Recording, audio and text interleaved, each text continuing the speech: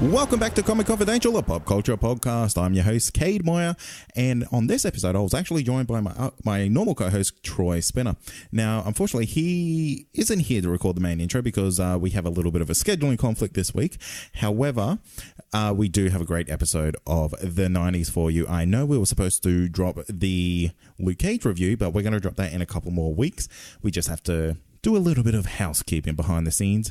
However, this episode is an absolute cracker, so sit back and enjoy all the best the 90s gave us.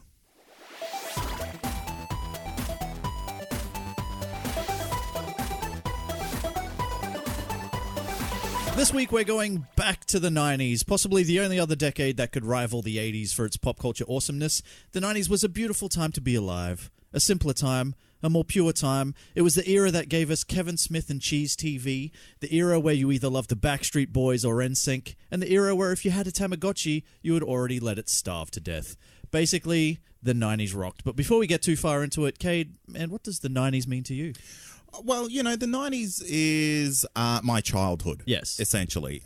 You know, I'm an 87 baby, so I grew up in the 90s, Yep. and this decade is probably everything to me. Yeah, well, So- this is kind of why we're doing this, I guess, because the 80s was definitely more my time. Oh, mate, you own that episode. Like, you had the gold badge 80s baby. But this is all you, man. This is you. I was obviously I'm a little bit older, so the 90s. I was I was would have still been a teen. I was still a child into a teen. Yeah. Yeah. So it happened. That was a thing that happened.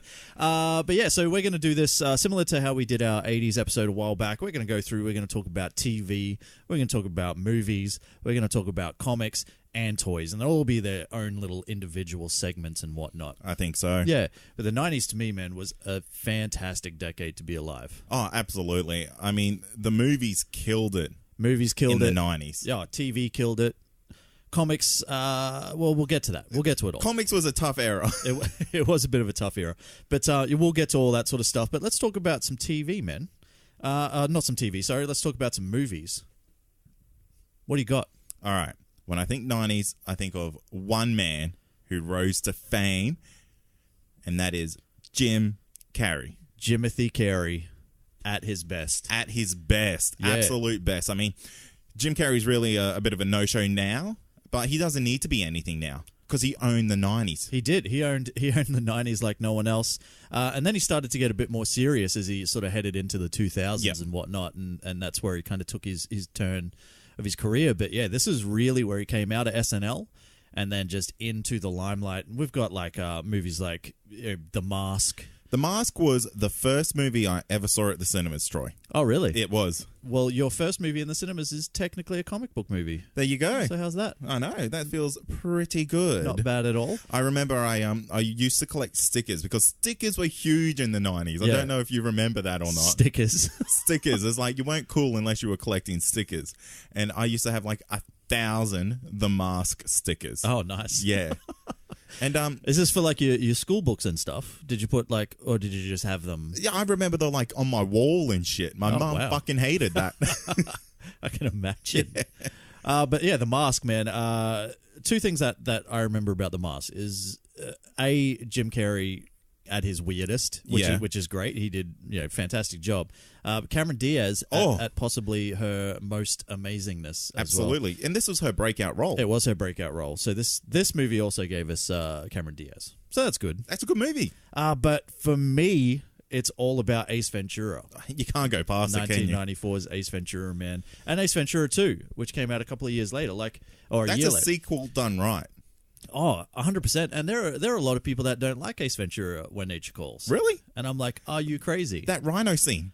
Oh, That rhino scene where he's getting birthed out of a fake rhino. I know. It is probably like I remember how much I laughed, back, what's that, 23 years ago. Yep. I remember laughing my ass off when that happened.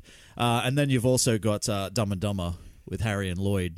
Yeah. When that came out as well. Interesting fact is that I'm pretty sure those guys hated each other. Oh, really? Yeah.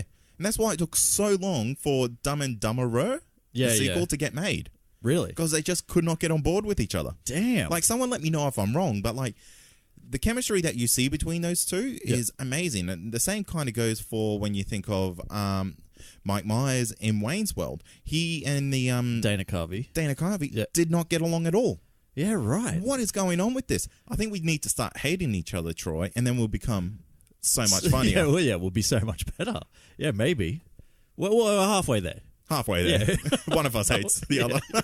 We just don't know who it is yet. Yeah. Look, the 90s for me, how can you talk about the 90s and not talk about the man that is still giving us content, even though it is, possibly not anywhere near as good. No one's asking for this No content. one's asking for this guy's content now, but he's still giving it to us. We're talking about Kevin Smith, of course. So, obviously kicked it off in 1994 with Clerks. Yes. The super, super low-budget convenience store comedy. He shot this movie on credit cards. Basically, that's how cheap it was. Basically, borrowed money from his parents, maxed out credit cards, just did it all on the absolute cheap, and then somehow got it to Sundance, and it blew up. That's from amazing. There. Became like a massive hit, and that led obviously to my personal favorite out of the Kevin Smith movies, Mallrats. Yeah, right. Probably because it's so much more comic book based. Yeah, I think, and it has your only favorable Stan Lee cameo because it's a real cameo, not a, as you would say, a bull poo one. Yeah, basically, you can say shit on this show. You're allowed to say shit. But yeah, you're right. Like this is Stan Lee at his finest. This is Stan Lee obviously 23 years ago, but it's actually gives him something to do, and it's he has this great story and all that sort of stuff, and I really like it. But it is also one of the first times I ever saw the beautiful man that is Ben Affleck. Yeah, a little babyface Ben Affleck, little babyface Ben Affleck, and it just launched my love for him, which has also spanned obviously about 23 years. It seems like there's some beef between Kevin Smith and Ben Affleck. Like Ben Affleck's too big for him now. Well, yeah, and I think that's fair. I don't think it's fair, man. I don't care how big you get. You never forget where you came from. Well, I don't think that I don't think Kevin Smith gave Ben Affleck his break. No, well, I don't think Ben Affleck owes anything to Kevin Smith. Yeah. But the fact that Kevin Smith still wants to be friends with the guy, and it seems like he's just thrown aside. No, I'm sure man, that's the impression that's given off. Really? Yeah. I don't know. Well, they obviously went on to do Chasing Amy, and Ben Affleck was the starring role in I've never seen Chasing Amy. Oh man, you got to see it. It's good. It's very 90s. Yeah. It's very 90s, but it's probably some of Kevin Smith's best work, overall.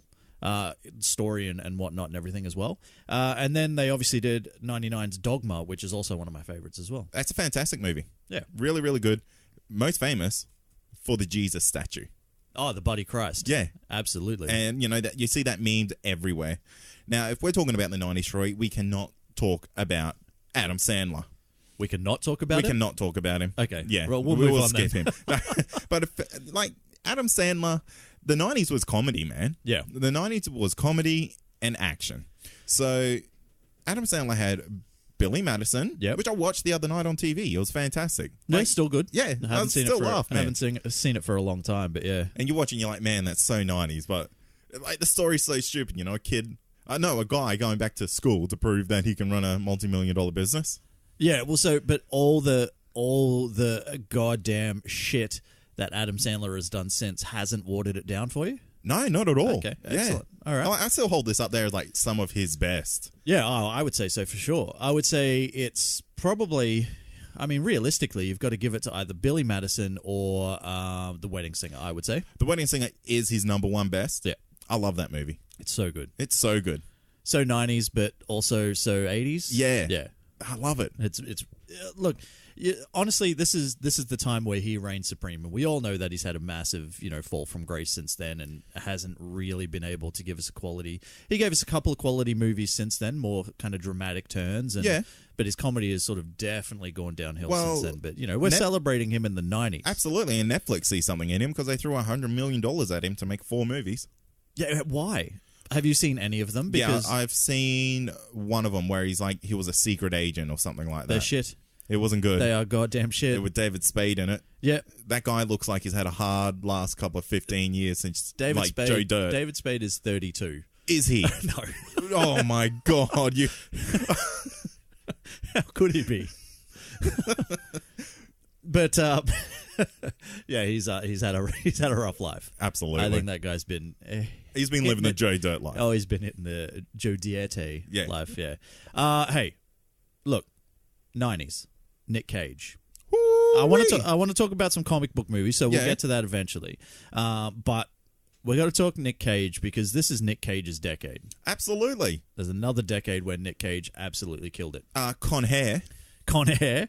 Hair. Yeah. Probably the best. Was it a mullet? Wasn't really a mullet. I feel like it was one of those balding mullets. Yeah, it was like balding in the front, party in the back. Yeah. Yeah. Yeah, absolutely. And obviously, he also had like Leaving Las Vegas. He had The Rock, which is probably my personal favorite Nicolas Cage movie. Yep. Absolutely freaking love that movie. It's so good. I have to go back and watch that because I feel like it's been 10 years, 20 years since I've seen that bloody movie, Troy. Well, it's 22 years old. Yeah. So maybe you saw it at the cinemas and that was it. Maybe. Yeah. No, I couldn't have. That was an R-rated movie back then, Troy. Oh, yeah, you would have been a baby. Yeah. You would have been a little baby. And then Face Off in 97 and 8mm in 99. I really liked Face Off. Face Off was it's probably Nick Cage being crazy Nick Cage, but where it kind of suits for him to be crazy Nick Cage. Absolutely. But then he has to be like normal John Travolta. And then you got John Travolta playing Nick Cage. Yeah. Brilliant. Yeah. So good. Like that is such a friggin' and the other thing the 90s gave us was the US debut of the Hong Kong director John Woo. This was a John Woo film as well. Was it really? Yeah. Ah. So there was Broken Arrow, which also had John Travolta in it. Yes, it did. Yeah, and there was a couple other movies that he brought out that he didn't really sort of take off in the States because I don't think it was his market. Hollywood wasn't ready for him yet. They weren't. And that's essentially what it is. Yeah, pretty much. But yeah, Nick Cage, man, what an absolutely fantastic decade. Some of those movies are amazing. Absolutely. Now, before we move on to comic book movies, there's one guy we have to talk about, Troy, and that's Arnie killing it in the 90s. Oh. Literally killing everything. Literally. So we had Total Recall right at the start of the decade. What do you think of when you think of Total Recall? Look, I don't want to say three titties, but it's three titties. And I also think of the scene where he gets trapped outside of the dome. Yeah, and like his eyes are really bugging out. Yeah, that too. That's nightmare fuel. Yeah, and then the old start the reactor Quaid baby kind of looking on the chest thing on the chest of the guy. Yeah. I've got to go back and watch this movie, man. Have you watched the reboot of it? I did. Oh. Even though it gave us three titties. Did it? Yeah. I had to. How could you not? They should have went one up and gave us four.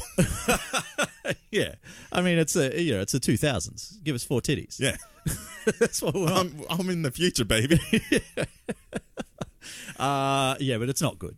It's it's okay, but I mean, it shouldn't be a Total Recall movie. Yeah, fair enough. Yeah, just leave that alone. Yeah, maybe they should have just done another part of that. Yeah, like what they did with Blade Runner. Yeah, exactly. And then they also we had T2, obviously. Yep, one of the biggest movies ever in the history of ever. And one of my favorite movies from Arnie, and I don't know why I love this movie so much, but I just do because it is probably his best movie. You think it is? I do. True Lies. True Lies. How can this good? How can this not be his best movie? This is this is not just his best movie, but this is a fantastic movie. Absolutely. This might be, and look, I'm reaching it. It was a big decade, but this might be one of the best movies from the 90s. I'm putting a stamp on it. This was the best movie of the 90s. I'm saying it. You can't say that. It is.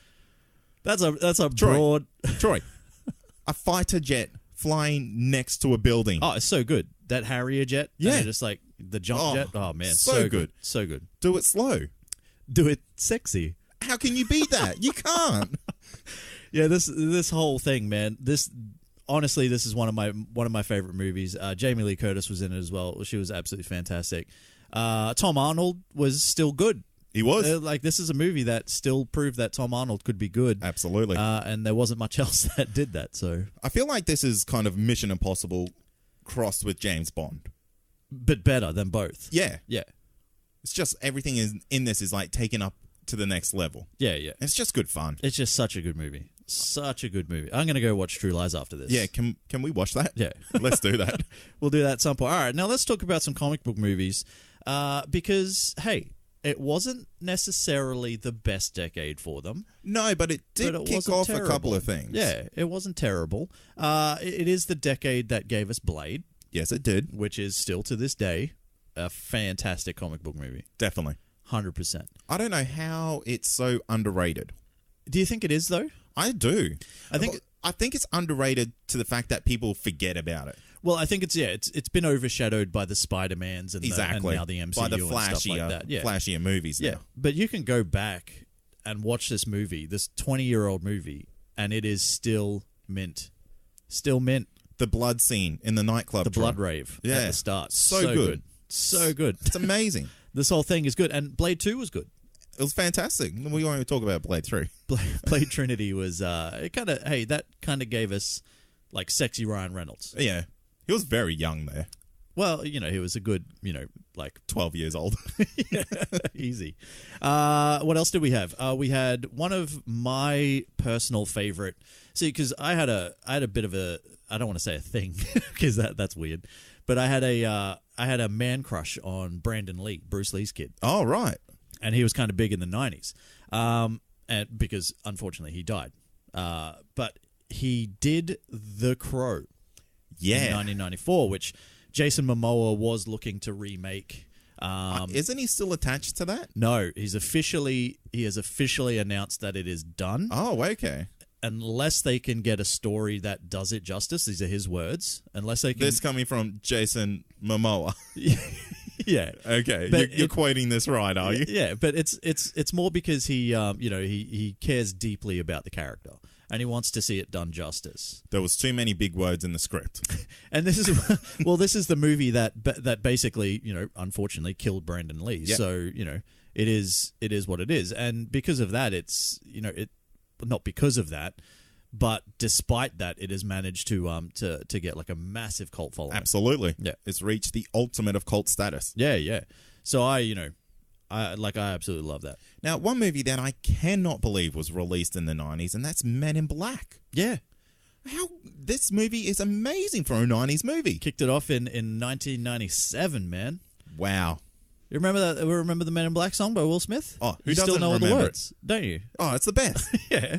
So this is this is kind of like another guy that was obviously massive in the 90s, and we'll probably talk about that more when we talk about TV, but was Will Smith. So Will Smith had a couple of big showings in the 90s. I think he had Men in Black, he had Independence Day.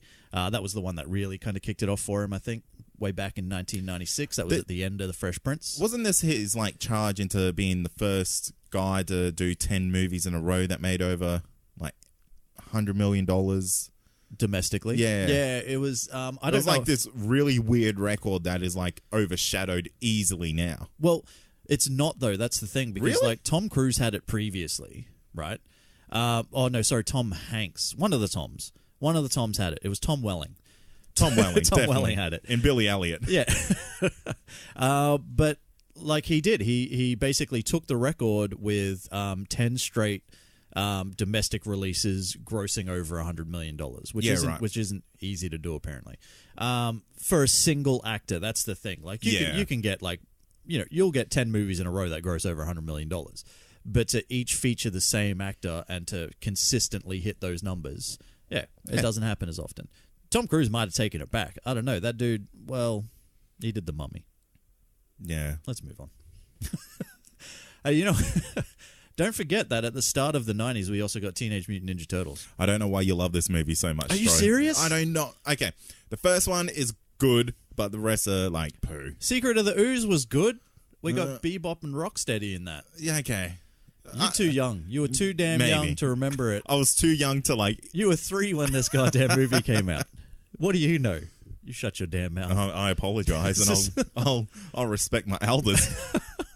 But I swear that you can go back and watch this movie now, 28 years old, and it is still good. It's just dudes running around in big turtle suits, and it is better than the shit that we're getting now out of the shadows and all that sort of stuff. Yeah, look, I'm not going to deny produced. Michael Bay movies. They're Michael Bay movies. Who are we kidding? But yeah, like, I love this movie, man. I absolutely adore this movie. It's like, I will give it props to the day I die. Fair enough. let's shotgun a couple of other movies that were released in the 90s, and then we'll move on to some TV. Okay, well, one we've got to talk about is... Well, we don't really have to talk about it, but one we've got to mention is Batman Mask of the Phantasm. Probably still regarded as one of the best animated Batman movies. Most definitely. And that came out in 1993, man. Man, DC were killing it way back then. Way back then. You know what? Almost. Well, they also had Steel. They almost had. In like 97. Well, okay, just go through a couple. What do we got? Okay, so we got Mortal Kombat 1995, Wayne's World 1992, the South Park movie released right at the end of the 99. Yeah, 99. Holy Troy, this is I have a great story about this movie. Yeah. Tricked my parents into taking me to see it. Yes, nice. At the old drive-in You would have been cinema. 12. Yeah. And we had a drive-in cinema like back then. So we went there. Me and my little brother, who would have been 9. 9, yeah. And we were both there we're like, oh, this is going to be so fucking good. Yeah. And we made it to the Uncle Fucker song. And the parents were like, this is bullshit, we're out of here. Oh, that is amazing. Yeah, so That's so good. I don't think they ever trusted me again after that. Well, I have a similar story, but it's music related. If I can indulge you for a second, we went on a school trip. We were in primary school or something like that, and we went on a school trip, and we're on a bus, and I had a tape Snoop Dogg Doggy Style. Oh yeah, yeah. And so the teacher asked if we had any music that we wanted to play. So I didn't want to be the person to do it, but so I gave my tape to a friend and said, I'll give them this. This will be great. And it lasted half a song. Wow. And that was it got taken out of the tape deck. The person I gave it to got in trouble. They did not rat me out. Oh. Which is so good, but they snuck the tape back to me, and that was the end of Doggy Style. Awesome. So yeah, there you That's go. fantastic. All right, let's smash out a couple more. So we had The Matrix, The Lion King, Clueless, which I still love to this day. Clueless is good. I feel like that was the original Mean Girls movie, yeah. and I love Mean Girls. Damn straight. Scream started like its own little franchise right back here. Yeah. Starship Troopers, So good. Aladdin, Speed. Oh, damn. Oh, Speed. That was such a good movie. it was pretty like innovative for what it was. Yeah. Like a bus can't stop. Yeah. Like imagine trying to pitch that Yeah. It's like, this whole movie is set on a bus in LA. that needs to go over 50 miles an hour. Yeah, good luck with that, mate. And one of my favorite movies of all time, Austin Powers. Oh, yeah. I really, really love Austin Powers. Yeah. No, it's good. So good. And we also had Die Hard with a Vengeance, and of course, the tearjerker Armageddon. Armageddon, the first movie I ever remember crying in. Wow. Yeah. Me too.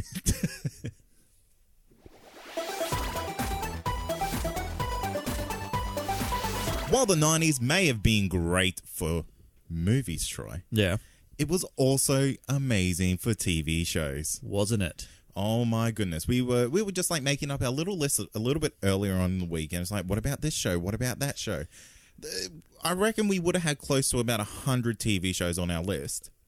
If we didn't stop. Like there's just like the more you research, the more like we could literally do an episode about the best 90s TV shows. Yeah. Rather than just a segment. 100%. So, we probably dropped the ball there. But hey, we'll come back to that. That's content. You're going to get about 10 to 15 minutes worth of TV shows instead, all right? Where do you want to kick it off? Okay, so there was really two big plays in the 90s for TV shows. Yeah. Let's talk about the first one, Friends. Yeah.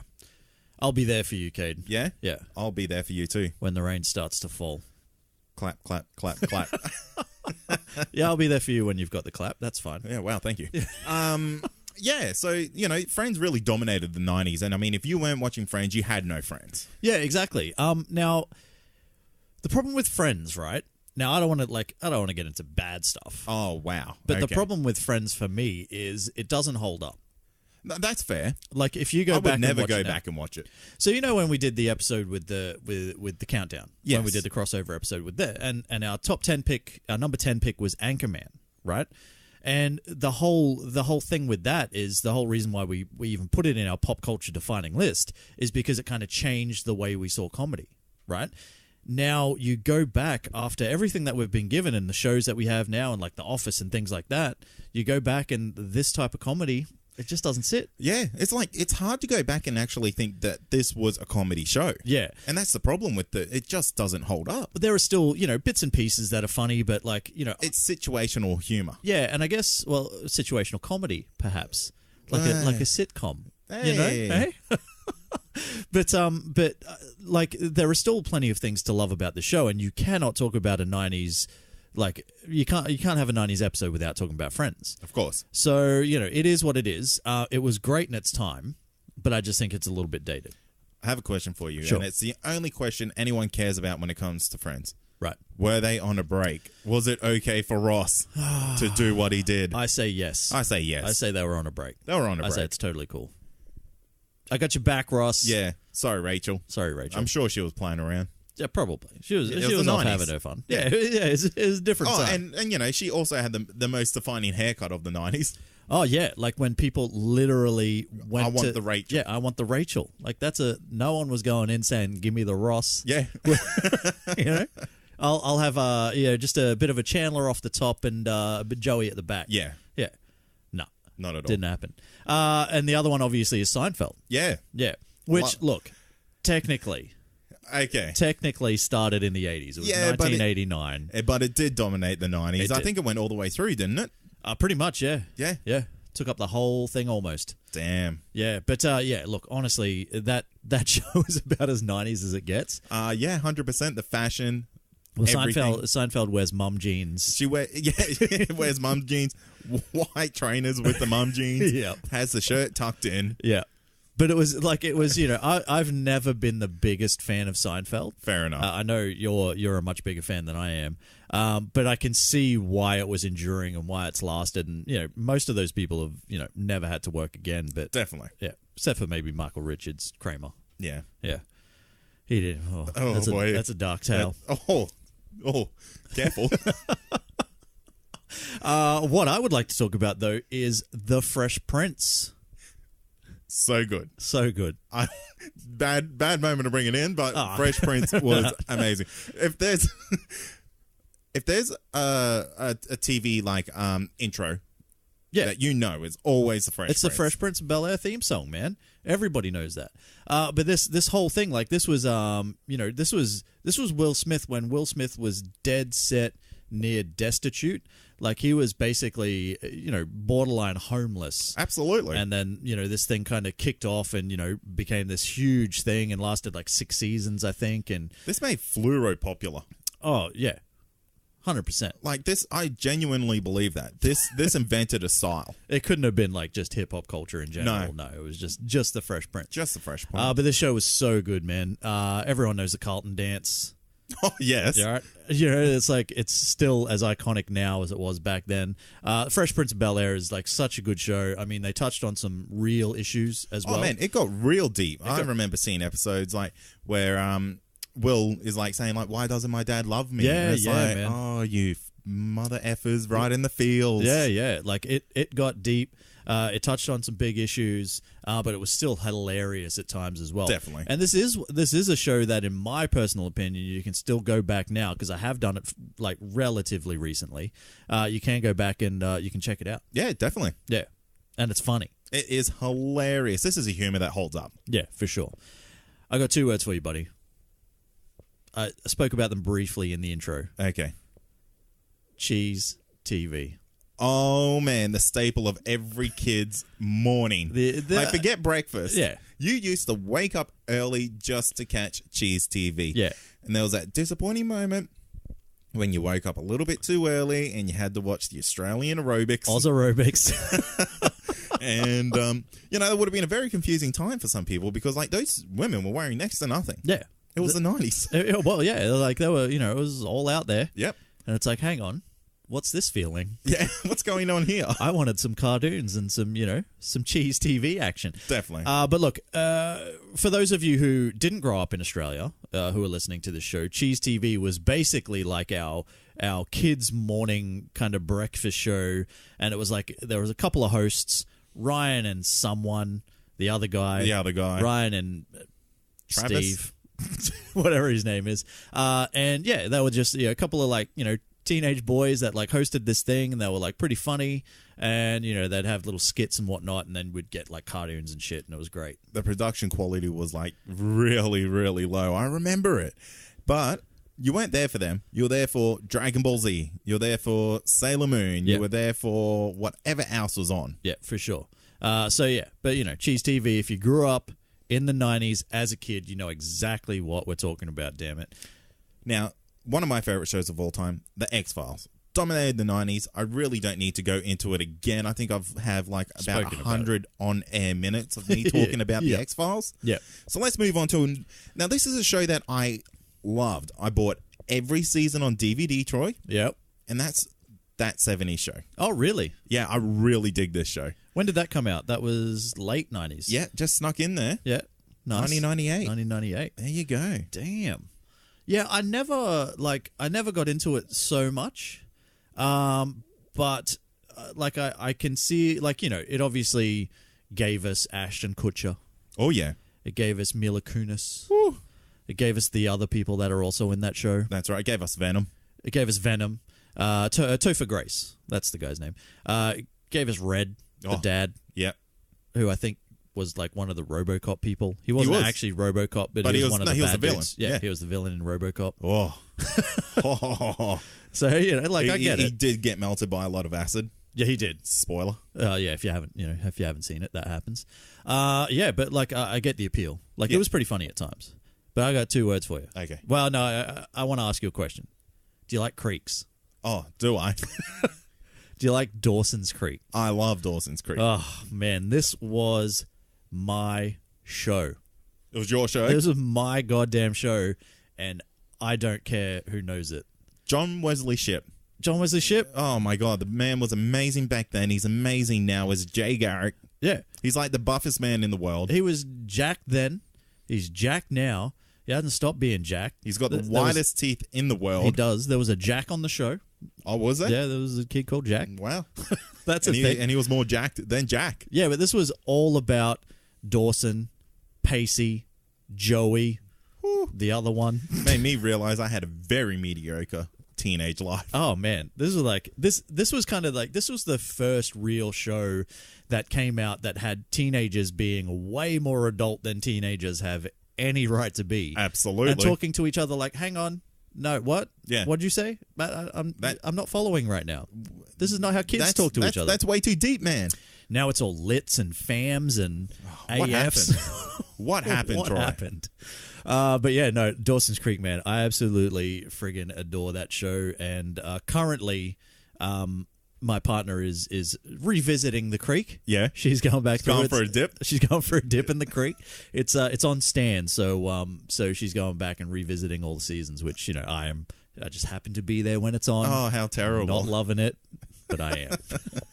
Fair enough. Talking about something that I loved from the 90s, Troy, and that was Lois and Clark, The Adventures of Superman. Oh, who didn't? So good. Terry Hatcher, Dean Cain. Oh, Dean Cain. Dean Cain. Went on to do such successful TV shows such as Ripley's Believe It or Not. And 4 guest spots on Supergirl. Killing it. Look, I'm sure he's done other stuff. I'm sure he was has. on Comic Book Men one time. Oh, was he really? Yeah. He had a guest episode. Wow. Yeah. It is what Probably it is. didn't even say featuring. Yeah, no, but Lois and Clark was a good show, man. I loved it. I remember there was a scene in it, and it sticks to me to this day, where Lois, Jimmy Olsen, and Clark were running out of this building. An explosion goes off. I think it's used in the opening trailers. Oh, yeah. And he kind of flies with them a bit. Yeah. And they're like, oh, how did we get so far? And he goes, oh, I think the explosion pushed us. Oh, because he was just as normal Clark Kent at the time. Yeah. Yeah, it was it was good, and it had the kind of the classic what's the word, spandex suit. Yeah. It was good though. It was good value for when was that? That was early 90s, man. Oh, I reckon 92. Let me look at my 93. 93. Ooh, we will probably get murdered if we don't talk a little bit about Buffy the Vampire Slayer. Yeah. Yeah, it was a thing. Come on, man. No, I loved it. The show was so good. I watched every episode of this, man. I loved Buffy the Vampire Slayer. It kicked off in 97, which I thought was late. That is. I actually thought it was earlier than that, but yeah, no, it was 1997, man. Damn. But this is like obviously spawned multiple spin-offs, I want to say, but I know there was definitely Angel, but I don't know if there was anything else from that. I think that was it. But man, they were talking about a Buffy reunion, which would have been like awesome if that happens. I don't know if it's actually going forward or not. But Sarah Michelle Gellar absolutely killed it in the show. She was like one of the best, not just female like heroes, just like on-screen TV heroes. I feel you. You feel me? 100%. And like one thing I really liked about this show is like every character had a purpose. Yeah. It's not like, oh, okay, the librarian old guy does nothing. Yeah. He actually researches how you got to kill this little thing and stuff like that. Is that Niles? Yes. Yeah. And it gave us he loved books and hated computers. He did.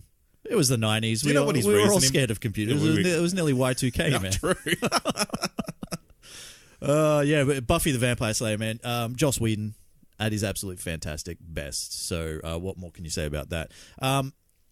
One thing that is on our list that I was surprised when I said it was 1998's Charmed. Oh, I love Charmed. Which apparently you loved. Oh, I loved it. It was so good. It was so clever. It was every teenage girl's dream to be on it.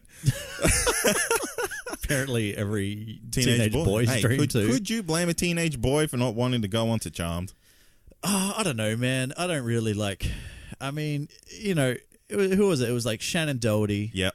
Rose McGowan. In the later seasons. In the later season. Oh, who was it earlier then? I can't remember off the top of my head. And that Piper someone. Yeah. The other lady. The third one. The third Charmed sister.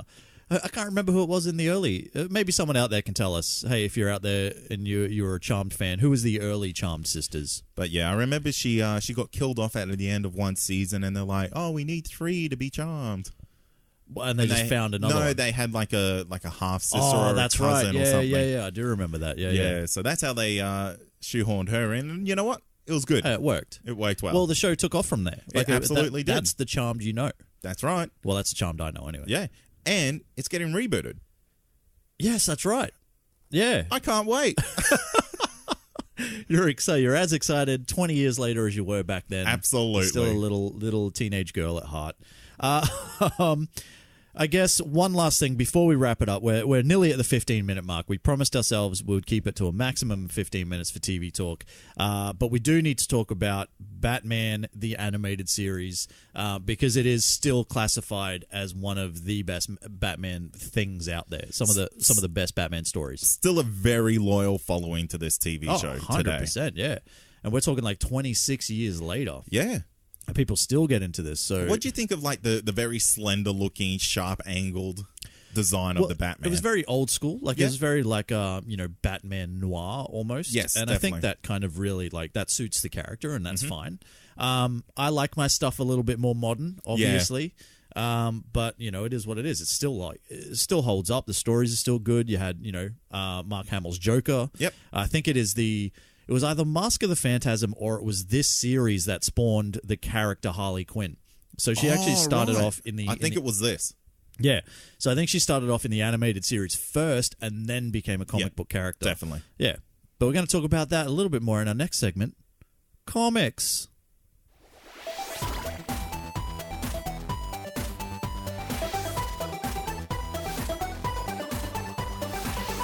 All right, so it's time to talk about some comics. Now, the 90s is a bit of a polarizing decade for comics. It really was, wasn't it? It was one of those ones where I guess the biggest criticism that the 90s had was that they kind of like a lot of the mainstream kind of publications dropped interesting story for kind of more dark, gritty spectacle. But then there was also the kind of the way they were like artists were drawing the characters. That's what I was going to say. Yeah. 90s really saw a big change in the way comics were drawn. Yeah, they were kind of like overly like sexualized in the sense of like every woman hero, all of a sudden had gigantic boobs. Definitely. And like, men were like these giant friggin' steroided up, hulking characters. Yeah, you know what I mean? And, you could probably blame... look, I don't want to blame anyone. But I'm definitely blaming Rob Liefeld. Yeah, right. For that. as one of them. For sure. But yeah, so they kind of really sort of it took it a step back, but the 90s wasn't all bad for comics, Cade. Man, there's some very good stories in the 90s. There's some great stories that came out, and there is, I guess the biggest thing, right, and we'll just talk about this very briefly, but this is kind of Image Comics was started in the 90s. Yes.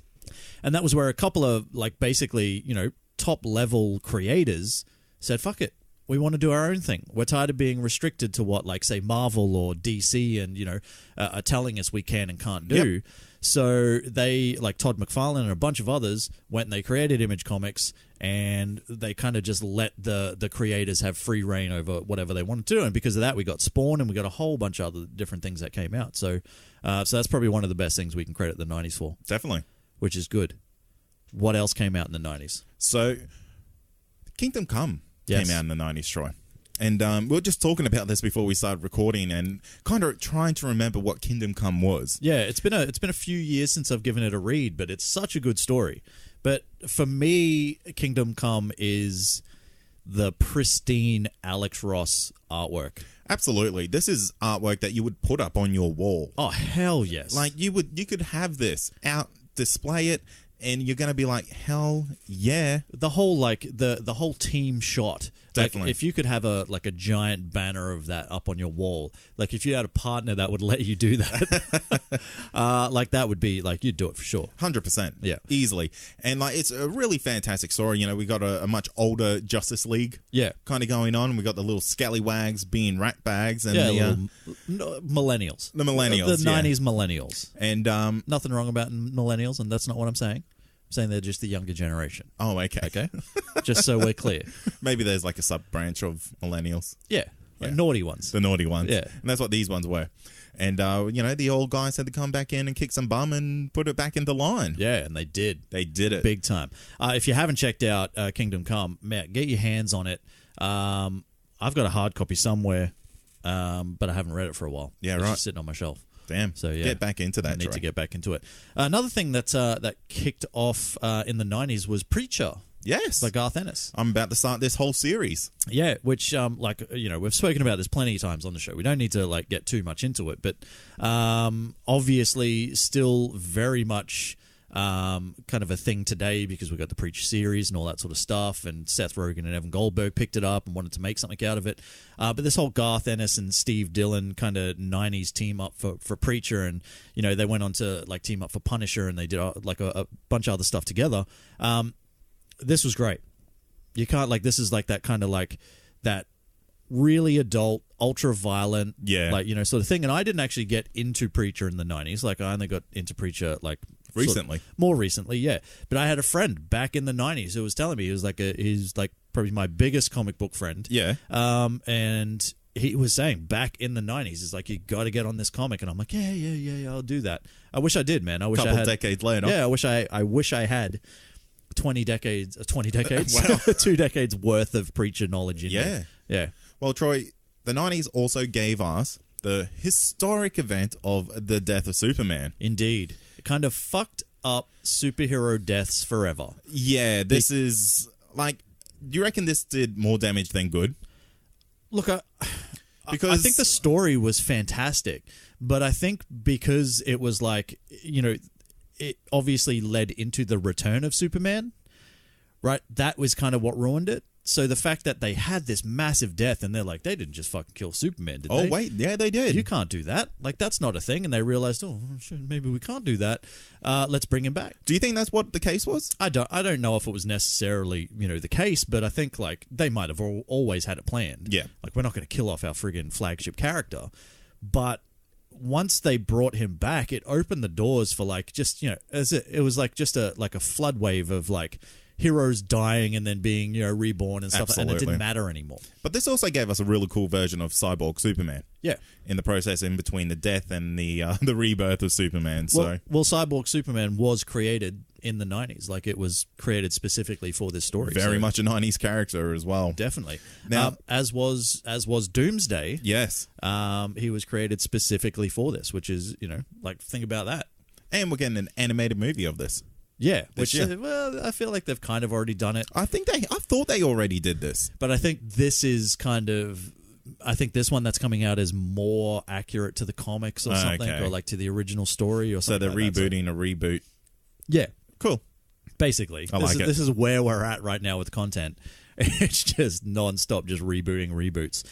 So rather than kind of like really getting stuck into, sort of like the comics that came out in the 90s, right? I thought it might be fun instead to talk about some of the characters that the 90s gave us, some characters that were created specifically in the 90s. And if it wasn't for that, we wouldn't have them now. And, I talked a little bit of shit before about Rob Liefeld, but the guy did give us Cable and Deadpool from the 90s. Did he really? He did. Ah. So that is a thing. That's a thing. So, as much as, you can say, have you ever seen, there's one image in particular that always sticks in my mind, and it's an image of his Captain America. Oh, is this a ridiculous, ridiculously huge chest, and it's just like, you're like, I can't draw, like me personally, I cannot draw, but like, I feel like if you're an actual comic book artist, it's got to be better than that. Now, isn't Rob Liefeld the one who also can't draw feet? Yeah. Like, I'm going to draw the rest of this body, but this last 10%? Nah. Which, given, like, it's hard to draw feet. I'll give him that.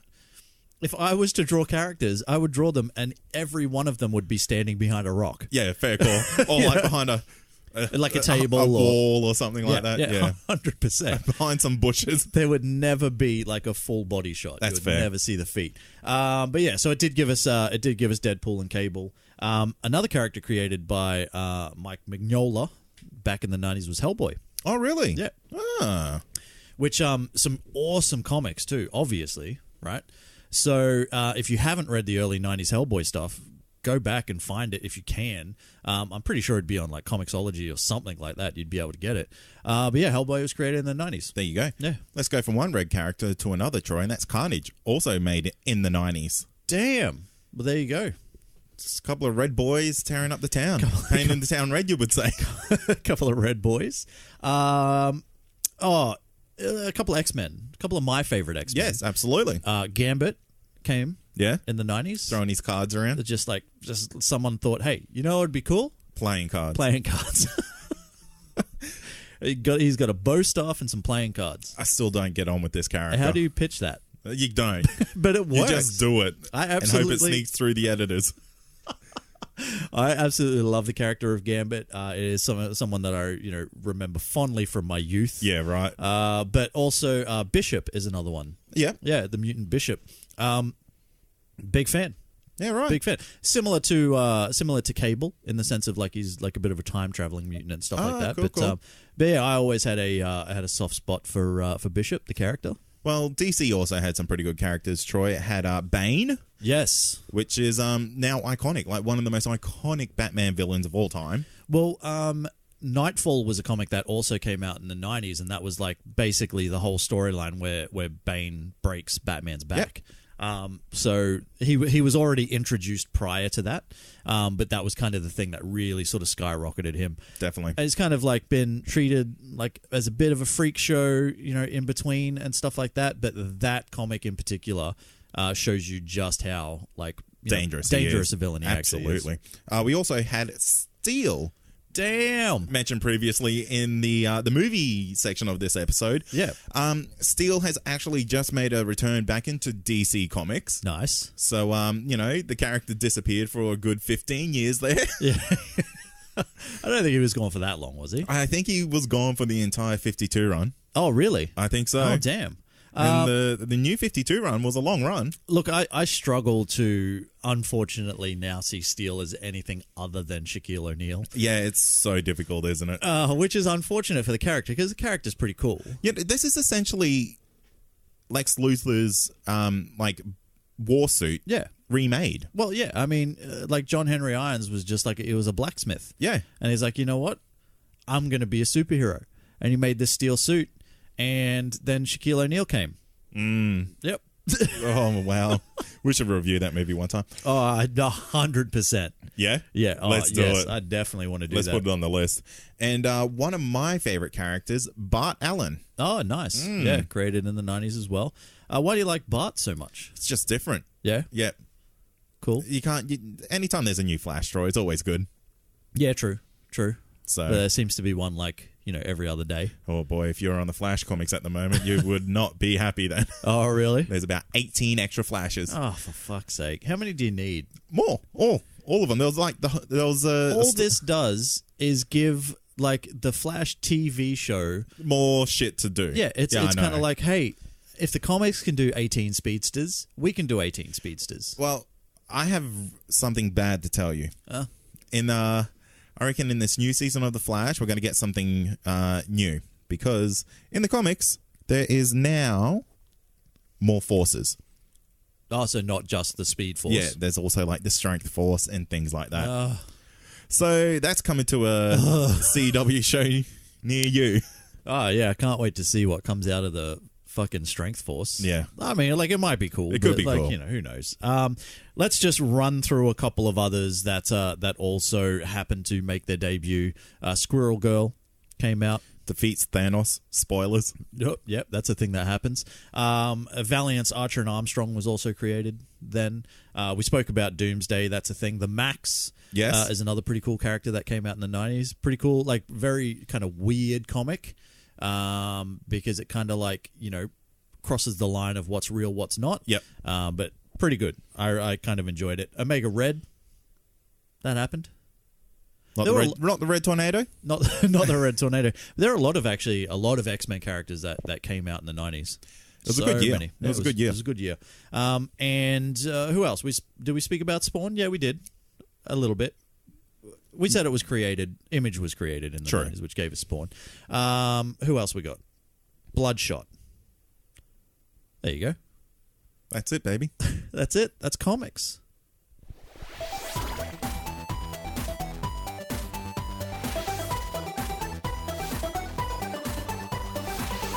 Troy, our 90s special would not be complete without toys. Without toys, indeed. This is probably going to be more your forte. Yeah. Not that I was not that I was an adult, as it were, or anything like that. I was still playing with toys. God damn it. My toys might have just been a little bit more different to your toys because let's just remember in 1990 you were 3. Yeah. So, so you were playing with Thomas the Tank Engine or something. Look, I'm going to kick it off real quick. Yep. My number one toy from the 90s was the Game Boy. Damn. The big grey sucker. Yeah. The one that ran off 18 AAA batteries. And, you had to stand under the brightest light in town. None of this Game Boy that you kids have now. Yeah. None of that. Oh, man, what a difference it is now, man. You look at the Nintendo Switches and you're like, mate, back in my day, I had to have a light and a screen magnifier so I can see what was happening on my screen. What was your game? Was it Pokemon? Were you big into Pokemon? Oh, huge into Pokemon. That was a little bit later on, but yeah. But biggest Pokemon fiend. I think I had every game. I didn't even need to though, because why? It's because it was Pokemon Fever, man. And, Pokemon cards, things like that. It was absolutely gangbusters. Well, before microtransactions, you had expansion packs. Yes. Basically. And it was oh, no, this is Pokemon Gold. Yeah. This is different. There's 10 more creatures you can get. Well, back when I was Pokemoning, there was Pokemon Red, there was Pokemon Blue, and then a couple years later, exactly the same game, but with a Pikachu in it, called Pokemon Yellow came out. Ah, come on. So I went and bought it. Yeah, of course you did. Yeah. Or it got bought for me because, I was fucking 10 years old or something. Yeah. For me, though, if we're talking about gaming, we spoke briefly about this in the 80s episode, but for me, I was a Sega Mega Drive kid. Yeah, right. Yeah, so I'm talking about games like Altered Beast. That was a thing.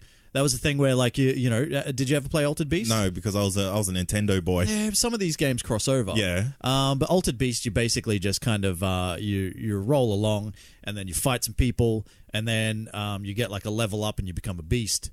But then you become another beast. The more you level up. Yeah, no, I remember something like that. You become the bigger beast. Yeah. That's Altered Beast, baby. Cool. Yeah. Battletoads was another one that I used to play. Remember Battletoads? That was a Nintendo game. That game That crossed over infuriated into me. Sega. Really? Oh my god, Troy! It's like classed as the hardest game ever made. Well, yeah. I mean, like, I'm not saying I ever like clocked it. No one's clocked it, Troy. It's impossible. Is it? Yes. Is it actually impossible to clock? Can you Oh, use my one Google Yeah. right now and just Google, has anyone ever clocked Battletoads? Okay. All right. Well, Because I remember there was this stage. While you're doing that, I'll like relive a furious memory of mine. That is, there was this stage where you're like on these like toad bikes or whatever they called them. Yeah. And you're going through these tunnels, and the thing's going quicker and quicker and quicker the longer you're going into this tunnel. yeah. I could never beat that stage. Like, ever. And I don't think anyone could. I remember back in the day, there was like these, like, little cheat things that you would buy for your Nintendos, and you would plug them in. Yeah. And it would allow you to put in cheat codes that you could, like, call up and... Well, they're basically like just I have Googled, and it does come up in games few people have beaten. Yeah, right. So, there are people out there like who two have people. beaten it. Yeah, there's like two guys. Could be girls. I don't know. Yeah. But there's a couple of people out there that have beaten Battletoads. Well, good on them. But it's about, I guess the biggest thing, just having a look, is that, not using cheats to beat it. Plenty of people have beaten it using cheats, but not without it. That's fair. Yeah.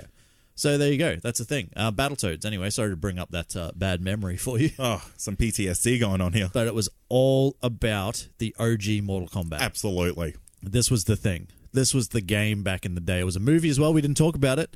But it did come out in the 90s, and it was such a cool movie. To be fair, we've spoken about the movie quite a lot on this podcast. We have. I think we'll go back and we'll review it now that we're, opening it up to like older movies and stuff like that. But OG Mortal Kombat, man, like what a friggin' game. Like it was so cool. And it's like Mortal Kombat 10 or 11 now. Yeah, they cross over with DC, so... Yep. So that's happening, but if you go back and you go back playing the kind of like, it's not good, but the memories of it are so much better. Yeah. You know what I mean? I get you. Yeah. Do you know what I'm saying? But, it gave us fatalities. Oh, yeah. Yeah, this was like a very graphic game for its time. It was super, super violent, super adult. One thing I want to talk about from the 90s, though, is something that I still have today. You are calling this your retirement investment, I believe? You're going to sell these for tens of dollars. Tens of dollars. This is definitely what I'm going to retire on. This is my 1994-95 Fleer Ultra X-Men trading card set. What's so amazing about these? Well, just Are they signed by the characters? They're not, but I have the complete set. You know what I mean? So all the rare cards and all that sort of stuff. Wow. Yeah, I got them all, baby. That's amazing. I got them all. I had to, find some. Like I had to eBay and, stuff like that to complete the set. So you've only recently completed your set? Yeah. Like only within the last couple of years. Wow. Yeah. How much... Do I ask how much you paid for some of your cards? Oh, no. Because, don't ask. No, don't ask. But for the most part, because I remember buying... You remember trading cards, man. Yeah, like, of trading course. cards was such a massive thing in the 90s. I used to collect basketball cards when I didn't even like basketball. Yeah, but why wouldn't you? Like, it was so cool. But, you... And with them, you wanted to get like the rookie Shaq card or like something like that, and they were like the real expensive ones. You paid like, I don't know, 10 cents for them, and they were worth like $5. But it's kind of like with these, you could buy boxes of them. So the boxes that the shops would sell individual packets on. Oh, okay. You could buy the whole box, and I spent like $70 like to buy an entire box. And in that box, you get like, I don't know, it's like 20 packs of 12 cards or something. Okay. And that's how I managed to get 90% of my set. So you cheated. No, that's not cheating. You can totally do that. But, I also have like a second set that is like half full of like just double ups and stuff like that. So, yeah, then you just, you basically, I had to piece together the puzzle over the years. And, wow. Yeah. It's one of those, like, it is not something that I'm going to retire. I think that's you might. not a thing. But, there are some cards that have gone, I've got some cards that are valued at $18, baby. $18? $18 for an individual card. What? You know what I mean? That's a thing. Well, okay, that's good. If anybody else out there has any Fleer Ultra X-Men trading cards, hit up Troy for a trade. I'm like willing to trade. I got plenty of extras. How far are you off completing your second set? Oh, too far. Like I've got pretty much the whole regular set. Yeah. But then when it comes to the chrome variants and stuff like that, I don't have many. Yeah. It's like the holofoil ones. Yeah, that sort of stuff. Wow. Yeah. So, hey, hit me up for trades. I know I'm about 23 years too late, but hey. You know what, Troy? I'm sure there's someone out there listening to this show that has a set of the same ones. Yeah, for sure. I guarantee it. Well, mine are all still in, protective sleeves and stuff like that. Yeah, I got them. I wonder how the humidity up here has treated them, though. They're probably stuck inside those sleeves. Look, I haven't looked at them for a while, so they're probably fucked. But yeah, it is what it is. Fantastic. Troy, in the 90s, if you didn't have one of these toys, you're a shit kid. You're the worst kid in the world. You're the shittest kid. What was it? And I guess if you had one, it proved that you were a shit kid. Yeah, I don't even know what it is, but what is it? Tamagotchis. Oh, of course. Yeah. Don't act like you never killed like 1,000 of your own Tamagotchi everyone children. had and killed a Tamagotchi at some point in their lives. Yeah. I remember these things like beeping their bloody asses off in classes and shit like that. It was quite an infuriating toy, even for me when I had one. Yeah, oh yeah, look, I can imagine. And I do remember they made a Pokemon version of this as well. Of course they did, which you naturally bought, I'm guessing. Of course I did. I was fully sucked into Pokemon Mania back in the day, Troy. Yeah. I even went to Movie World when it was like a Pokemon craze. Oh, really? Yeah. Damn. It was insane. Maybe we need to do a Pokemon special then, so you can relive your childhood. Do I have to? You don't have to. I have to. I think back and I'm like, oh my god, how much money did everyone waste on that shit? Yeah, so much. But they're still wasting money on it now. Yeah, like when they brought out Pokemon Go, and everyone's just like, oh hell yeah! And then don't act like you didn't play it though. Well, I did play it, but like I didn't buy anything. Yeah. You know what I mean? Like I didn't buy. I think you could buy more like bowls or some shit, or like whatever, or you could pay money to get your eggs hatched quicker or some shit. Oh, that's probably it. Yeah. But I think that might do it, man. I mean, unless there's anything else you want to talk about for toys before we wrap it up. There are a couple of cool things that came out. Like obviously there were like Care Bears, that was the thing. Super Soakers. $1,000 water pistols. Oh yeah, like the most expensive fucking things you've ever seen. Teenage Mutant Ninja Turtles toys were a big thing back then. I had I had the battle van and shit like that. That was cool. Stretch Armstrong. Yep, that's a thing. You stretch that dude. That was cool, right? Maybe for you. Yeah, you're just like if you had like that's how you settled fights as a kid. Like it's like I don't know, man. I'm just trying to make Stretch Armstrong cool. All right, stop looking at me like that. And that's going to do it for another episode. Stay tuned for next week's show where we review the infamous or famous, depends how you look at this movie, Die Hard. Die Hard, man. I'm so excited. I cannot wait to get deep into some Die Hard action. Yeah, some John McClane. Some John McClane just all up in my grill. But hey, that 90s special was pretty fun, man. That was a great episode. We should do the 2000s next. Oh, I don't know if we should. Like, I was an adult. It's hard, isn't it? It's harder to I can't talk about toys with as much love because, I was like, Troy, I was a human. I am a fully grown one. I'm in your office and I look around and I see nothing but toys. Oh, well, I mean, you have fair point. You have more experience in toys now than you probably ever had in your life. Look, that's fair. But hey, tell us what you guys liked about the 90s. Yeah. What was it? What were your favorite movies, TV, comics, toys, all of it. Music. Let us know. That's it, though. That is it. Where can people find us, Troy? They can find us on Facebook. That's Comic Confidential. Just search that. We've got the listener community, the absolutely fantastic listener community where we do most of our back and forthing with people. That's Comic Confidential listener community. We have an Instagram and Twitter. That's at ComicConPod. You can jump on there. We also have a website. That's ComicConPod.com. Past episodes, future episodes, and everything in between. And you can also find the other shows on the CC Radio Network on the website. We've got the Countdown with Wayne and Paul on there. A couple of cool guys. Yep. We've got Potterheads with Amy and Kirsten. And we've got So Here's the Idea with Shad. That's right. Check them out. You want? Oh yeah, you can check them out. Check them out. Sorry, I didn't mean to talk over you. No. I'm just so excited that I want to get people onto the Patreon, Troy, because we do bonus episodes every week. Damn straight we do. Every week. Every week. That's only $1 a month. It is. Simply head to patreon.com/ComicConPod, and you can help us by simply donating $1 a month. You can help a starving podcaster. But that's it. That's everything we've got. Everything else you need to know, it's somewhere in the show notes, I'm sure of it. But hey, you guys, thanks for listening. As always, I'm Troy. I'm Cade. And this has been Comic Confidential, a pop culture podcast. Cheers. Peace. You took my... I know. Oh, yeah. You can't get this outro right yet, can you? Take that. If you love this podcast, then head over to comicconpod.com to check out the other incredible shows on our network. Whether you love comedy, pop culture, or movie and TV reviews, CC Radio has got you covered.